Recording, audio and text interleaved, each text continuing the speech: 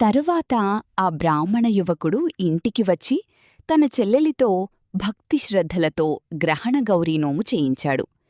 నోము పూర్తయ్యాక ఆమెపై ఉన్న దోషం తొలగిపోయి రాత్రి పగలు సాధారణ మనిషిలా మారింది. తల్లి తిరిగివచ్చి తన కూతురు ఆరోగ్యంగా అందంగా ఉండటం చూసి ఎంతో ఆనందించింది. చిన్న కోడలు జరిగిన సంగతులన్నీ వివరించి గ్రహణగౌరీ నోము వల్లే ఈ బాధ తొలగింది అని చెప్పింది. అప్పటినుండి ఈ నోమును మహిళలు భక్తితో ఆచరిస్తున్నారు. ఉద్యాపన విధానం: సూర్యగ్రహణ సమయంలో ఈ నోమును ఆచరించాలి.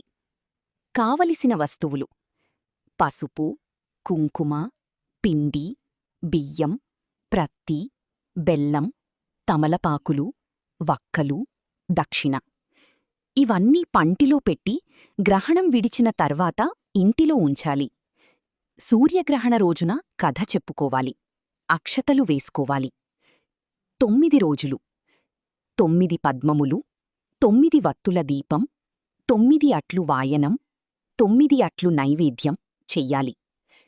తరువాత కొత్త జల్లెడలో పెట్టి మూతవేసి చీర మరియు రవికల గుడ్డతో కలిసి ఒక ముత్తైదువుకు వాయనంగా ఇవ్వాలి.